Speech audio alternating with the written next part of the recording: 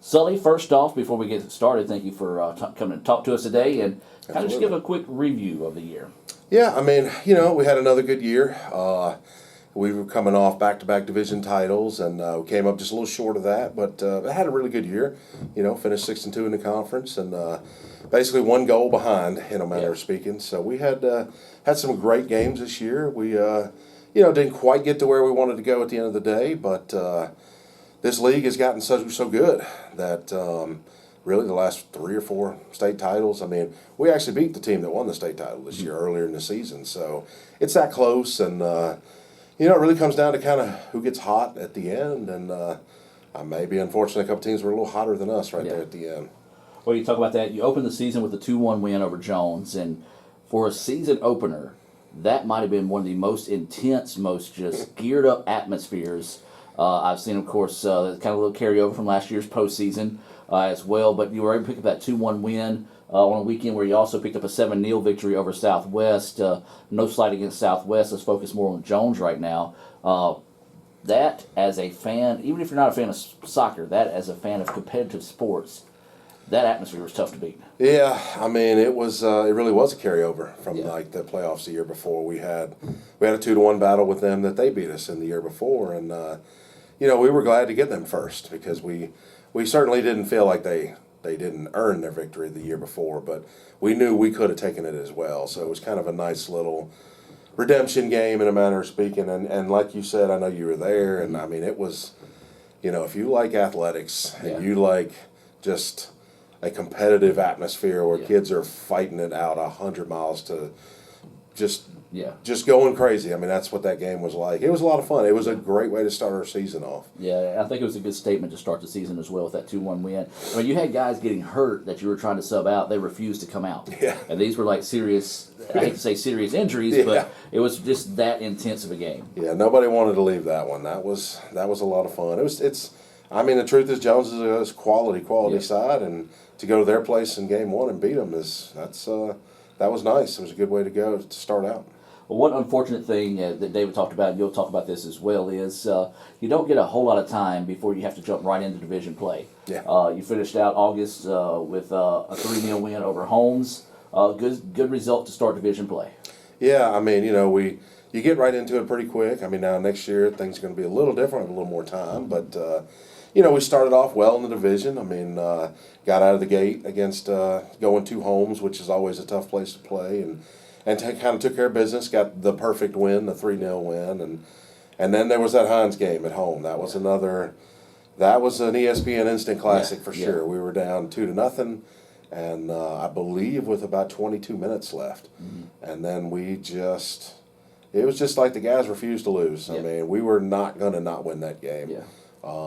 I thought we dominated that game anyway. We just got some unlucky breaks, and the boys finally found a way to win that one. And, we ended up going 4-0 through the first leg of division, which was huge, and, made a few mistakes in the back half. Yeah. And so you pick up a 1-0 win over East Central here in Fulton, and then go to Northwest. So this is just a place tough for any sport at ICC to play. And I talked about it with David. I'll talk about it with you as well. It's just something about whenever we look across the field, we see Northwest across their chest. They look across the field, see Itawamba across ours. It's just going to bring out the best competitive atmosphere. Unfortunately, dropped a 2-1 decision in double overtime. Won that one too. Yeah, we won that one. And we actually scored. They were ahead 1-0, and we scored with under a minute to go. They decided to play a very defensive game against us. Basically, put 11 people back in the box, and while we had the ball the whole time, we could not break them down and score until finally our all-region guy, Irvin Rodriguez, just took a pass from the wing and turned and hit a shot, and somehow it went in, and then we went on to win in overtime. So I mean, Northwest is always tough. Yeah. It's just, I mean, really at all the division opponents is tough, but Northwest is kind of, I wouldn't say they're our true rival, but they're like our most geographically close rivals. Right. So, we both recruit in a lot of the same areas. So it's definitely a rival for us. It's always been a tough game, and I expect it to be in the future. And then you stepped out of division play after that, dropped a 3-1 decision to break up that 6-0 start to the season to Gulf Coast. Gulf Coast always a tough team down there out of the South. Yeah, I mean that one was maybe the score a little misleading. They beat us for sure, but we made a couple mistakes in that and didn't finish some chances. I mean Gulf Coast was a good solid team this year. They were tough, had some really good players, and maybe it was a good way for us to come back down to reality a little bit. I think we at that point really thought we were kind of a little better than we might have been in our heads. So, that one was tough, but it was good for us to kind of, learn what we needed to do to get better to compete with some of the South teams for sure. And then you had a midseason friendly with Bethel. Jumped right back into it against Pearl River, another good team out of the South. Dropped a 3-2 decision at double overtime there. Actually, I'm looking back over the schedule now. You actually had in the previous 4 games, 3 of those went into double overtime. So the guys were battle tested. Yeah. Just unfortunately, just couldn't find a way to come out with a win in those 3 double overtime matches. Well, I mean that game with Pearl River was another, super instant classic. Yeah. I mean, that one was, this year we had a lot of teams kind of in one form or fashion or another would sit back a little bit on us, maybe play defense and, try and let us make some mistakes, but not Pearl River. Yeah. That game was 2 guys flying around at each other, and it was just kind of 100 miles an hour all the way through. And, I think it was like 1-1, 2-2, and then they scored, I want to say in the 109th minute off basically a mistake, just a goal kick that didn't go where it needed to go, and one of their best players got it and just dribbled in and scored. So, but, really, even though we lost both those games in the middle, we kind of had a really good idea of what we'd be looking at going in the playoffs. And, we knew we could compete with them, and we knew, given the right circumstances, we could beat them if we played our best. So it's never good to lose those two, but it's better that we played those and lost than we went somewhere and won 8-0. Right. We got a lot more out of that. A little humility, a little bit of knowledge, and and kind of ready to move on for the next round of division. Speaking of that, you wrapped up September with an impressive 5-0 win at Andrew College. That to me, 5-0 win, yes, but the fact that it's an overnight stay, it's in Georgia, that kind of prepares them to know what to expect and how to handle themselves on the road wherever the playoffs do come up. Yeah, that was a good result for us. It's a good trip. We did a lot of fun things. We went to the movies. We had a nice meal. They spent the night in the hotel. We got to bond. We got to hang out. We got to see what it's going to be like. Hopefully when we move on to the next level of playoffs and that kind of thing. So that was good for us. And then we came away with a really solid result. It's a long trip. It's tough to play well when you go that far away from home. And Andrew was a good test, but we did definitely handle business there for sure. Well, so October rolled around, started the month off on a positive note, a 4-0 shutout of Holmes, and then things got tough. You go to Hines, our rival, very tough place to play. No matter what year in, year out, drop a 3-2 decision there. And then East Central, just a day the brakes beat the guys. Not taking anything away from East Central in that sense. They pick up a 2-1 win there. Let's talk about those first 3 matches to open the month. Yeah, Holmes, we seem to really play them well at our place. We usually have good results, and we played really well there. I think we were kind of coming off the Andrew game, played well, and, we did well with that game and kind of took care of business. And I think we'd even clinched a playoff spot with that win, Right. So we were happy. And, to go into Hines with a chance to clinch the division. And, I've been here almost 20 years now, and, if the one place that everybody would ask me, where do you not want to go to play a game? Yeah. It would be at Hunts. It's because, A, they're really good, and there's just something about playing there. It's tough. That night game, it was the only night game we had the entire season. Yeah. And there's a big difference between playing at 2 o'clock in the afternoon and playing at 7:30 at night. It's a different atmosphere. The ball's wet. It's just a lot of different things. It's not excuses. It's just, It is what it is, and it's tougher. Hines usually struggles when they come to us, and then they usually are good when they when we get them at home. So that game was yet another classic game. Yeah. We were ahead 2-1, and then our goalkeeper went down with a concussion. Yeah. On a it was a play that wasn't malicious in any way. It just happened like they do, and our third keeper came in and did an admirable job. But we couldn't find a way to pull that one out, and so we stayed level there. But the East Central one is the one that really sticks in your craw a little bit. The other, not to take anything away from them, but we were definitely in my opinion, a better team this year. And had we won that one, we probably would have went on to win the division. So instead of finishing second, so that one was a tough one. Yeah. All credit to them; they beat us for sure. But we just, I think it's a little hangover from the Hines game, and it is what it is. You got to. It's like I tell them every day. You got to be ready every time out, or bad things can happen. And I honestly feel like, and of course I don't know soccer obviously as well as you do, but just being an observer, that was the difference in the day, was the want to. East Central just kind of outwanted it. They got that lead, packed it in on you, and then they needed it to make the playoffs, so they had a humongous want to, and they were at home, and it was one of those things. I mean, my guys always fought. It's just sometimes there's a little more fight in you than there is on other days, and unfortunately we chose to pick a day not to bring all our fight with us, against a team that's, East Central's been good over the years, so you can't just show up there and win for sure. Heck, you can't do that with anybody anymore. And I miss those days. That's the thing, just the growth of the sport and the game itself. Absolutely.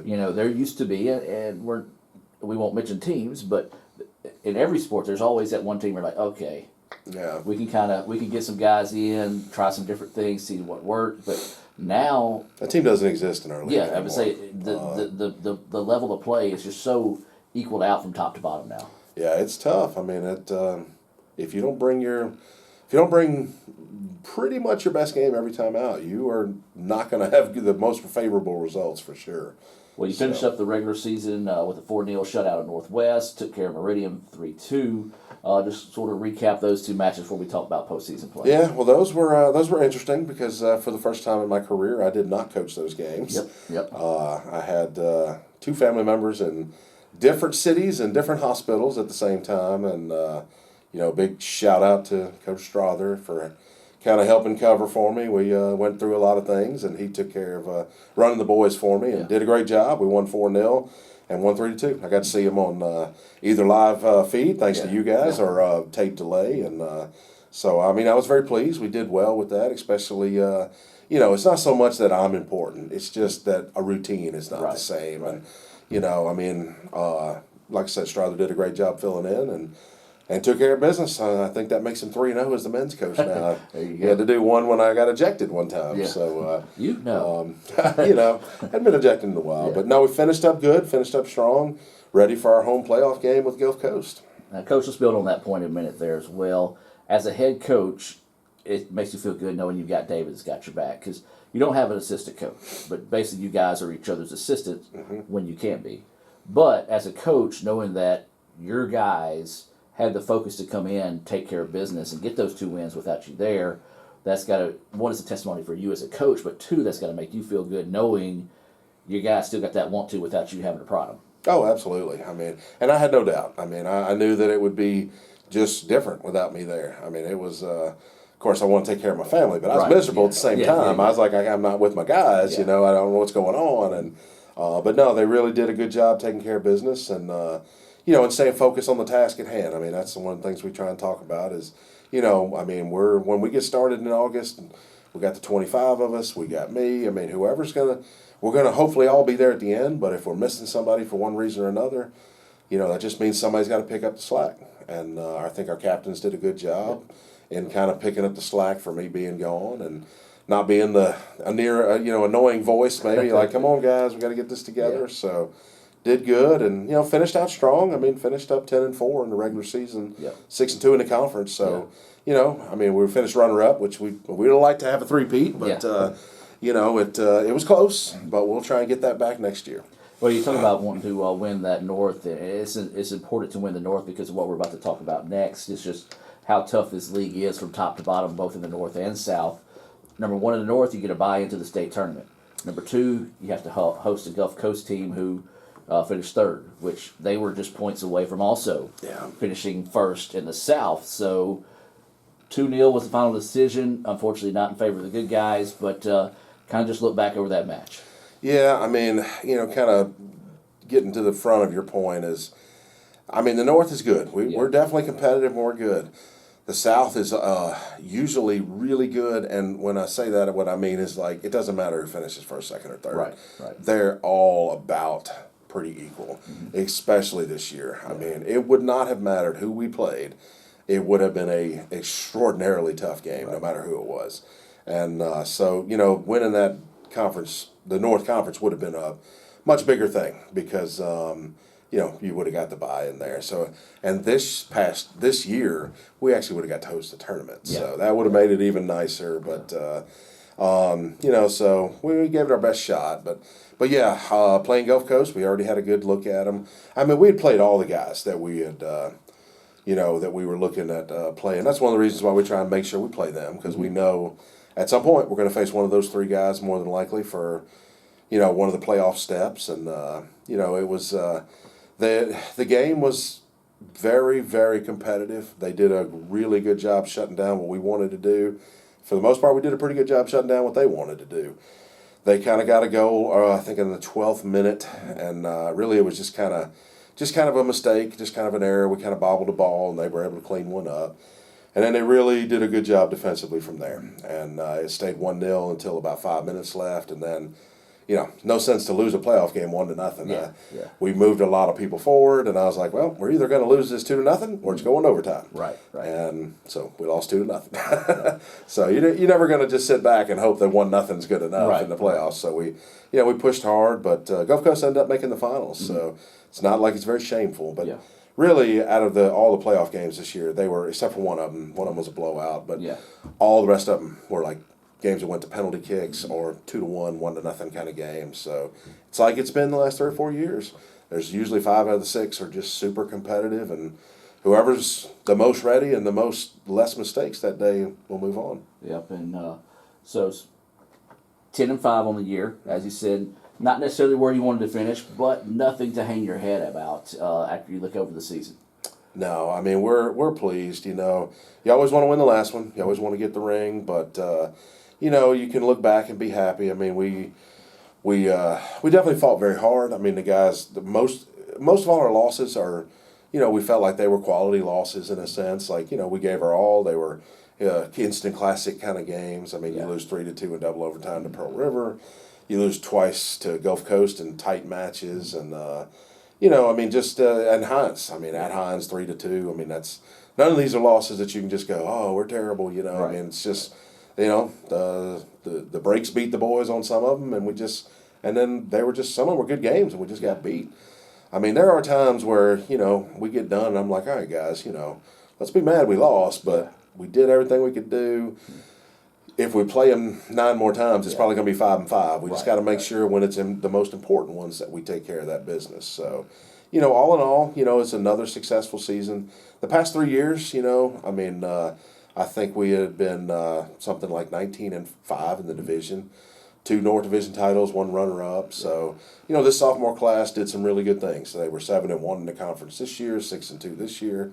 13-3 over the course of their career in the conference, and probably somewhere around 23 and 10, something like that. So really good run for the sophomore guys.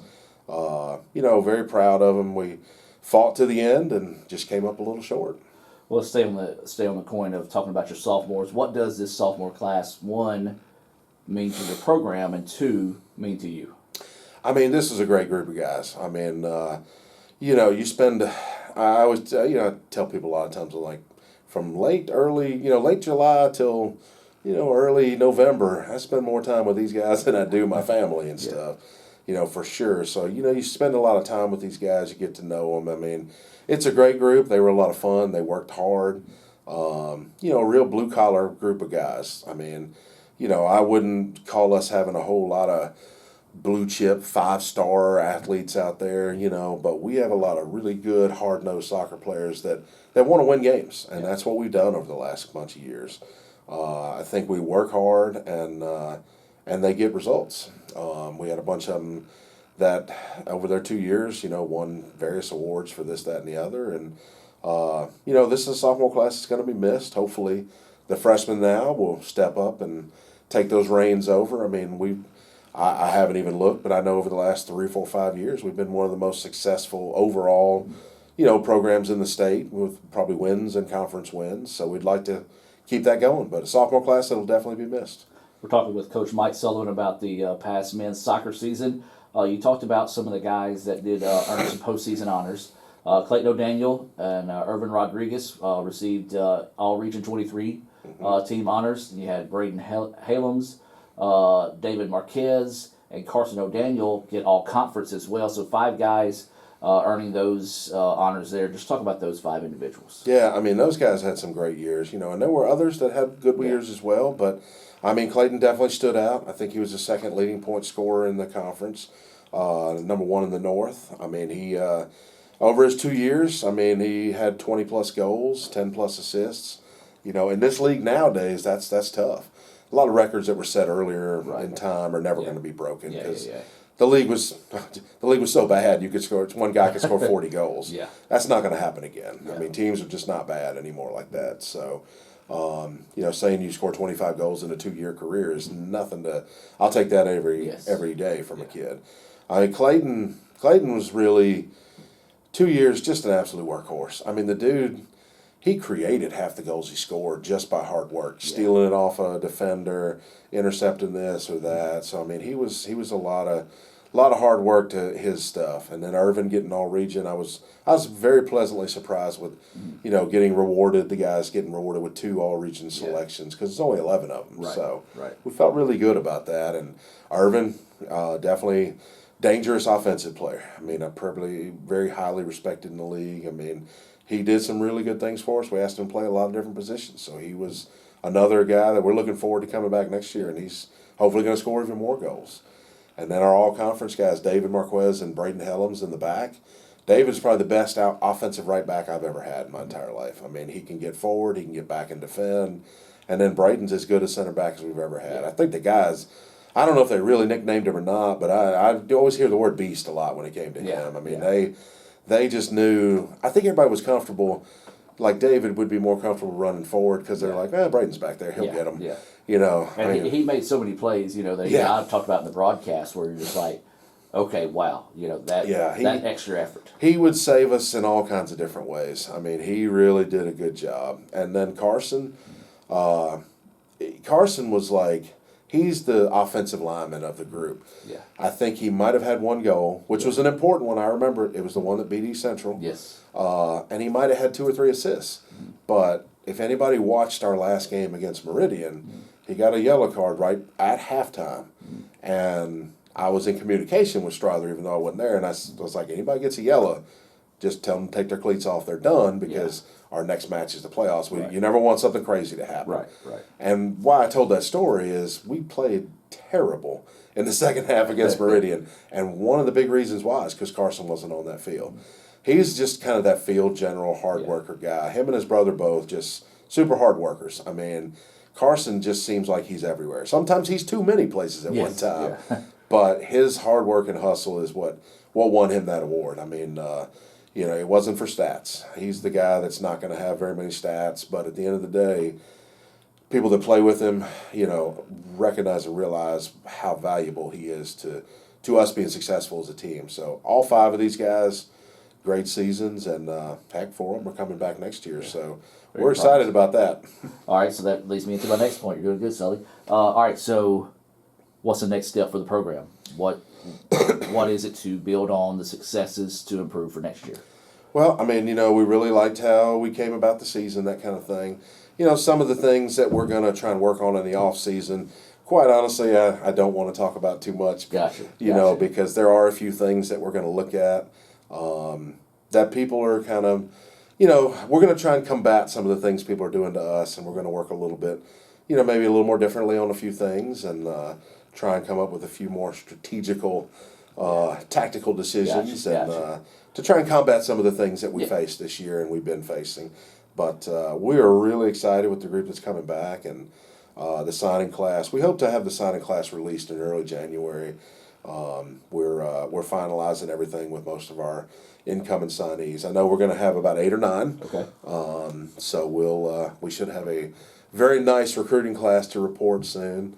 A lot of these guys want to kind of wait till January to get all their moms and dads and grandmas here for that. So we're excited to have that, and that'll give us a big media blitz to release soon. But another Brandon Tidenois was our goalkeeper as a freshman last year, and then as a sophomore this year, he was a team captain, ready to lead this team on the field. Tore his ACL on day 2 of training, and which was really awful for him and for the team and all that. But he has decided to come back again for next year, so we're super excited about that. So we're going to basically get our captain back. Yeah. So we'll have that back there, and with some of the recruits that when we're ready to talk about them, it's going to fill a lot of the holes that we're losing. And we've got a lot of guys that contributed this year that we haven't mentioned by name, but they'll be coming back to do their work. Lando Nichols scored a lot of goals for us. He'll come back at midfield. Jalen Boyd. I mean, I don't want to leave anybody out, I'll just kind of stop there. But we have a really good core that's coming back, and we're excited. I think once we announce the recruiting class, we hopefully will try and be one of the favorites over the spring. We're going to work hard and try and get better in a few areas, and hopefully be ready for when August 1 rolls around. Well, Sully, before I let you go, I'm going to give you the opportunity now to kind of open the floor for you to say some thank yous, show some appreciation for those that may not necessarily, a lot of people know that help you be successful as a coach. I know you got a lot of family. I know it's kind of been a tough year during the season with the family, but they were right there by your side, very understanding as well. So I'm just going to give you the opportunity now to kind of just address whoever you would like. Well, I mean, absolutely. This job is, it's tough. I mean, it's hard. You can't, anybody says they run this thing by themselves is crazy. Yeah. I mean, there's, from the bus drivers getting us safe home and back on these long trips. I mean, I don't think we got back from Hines till like 4 a.m. Yeah. And you don't ever have to worry about it. You feel safe, secure. So, those guys, Coach Ball getting everything ready for us and eligibility and all that. Our fields guys, you guys doing all the videos. I mean, heck, the Northwest game when my family was sick, I didn't get to watch that one. Yeah. Because that was rescheduled and y'all were actually in Colin doing a football game. Right. But then the next day I got to watch some Meridian. So I was not quite as miserable as I was with the Northwest. Yeah. So just things like that. And then, and really, I really want to say a big thanks to Coach Strother for helping out towards the end. Thankfully all the family's doing great now, but we had a moment where it was not fun for a little while, and that made it tough. And 25 years, never really had that happen. I never missed a game before. I always tell my guys, like, look, when we preseason, I'm like, I'm always going to be at practice 30 to an hour before. If I'm not out here, that means I'm dead or somebody in my family's in the hospital. Yeah. So it actually came true for the first time. Yeah. But yeah, so a big thanks to him for helping me with everything there. And we really were on the fence about hosting the tournament. Yeah. Whew, that would have been fun with trying to still deal with the hospital thing. We would have pulled it off, but it would have been interesting. But yeah, there's so many people to thank. I hate, trying to think of not leaving somebody out, but, just my family for kind of helping support me and get everything going, especially at the end when we did have all those problems. A lot of help from a lot of people to make everything go. And, we really had a good season, and there's a lot of different people, to thank for sure. So, Dr. Allen as well and Dr. Boggs, they were huge supporters during the whole year. I remember not too long ago they came out to East Central, popped over there, and we're at East Central, a year ago, and I'm like, what are y'all doing here? They're like, just in the neighborhood that we'd stop by. Yeah. So, those guys really did a good job supporting us, and, we definitely appreciate them for sure. Well, Sully, I appreciate you taking time out of your day to talk to us, and looking forward to next season. I know the recruiting trail is burning up red hot for you right now this time of year. So, well, ice cold. Ice cold. That's true. I wish it was burning hot. Yes, that is true. I'm going to say a little different from JUCO to when the high schools play. But Sully, do appreciate you and everything you do for the college, and hey, let's make another run at it again next year. Sounds good.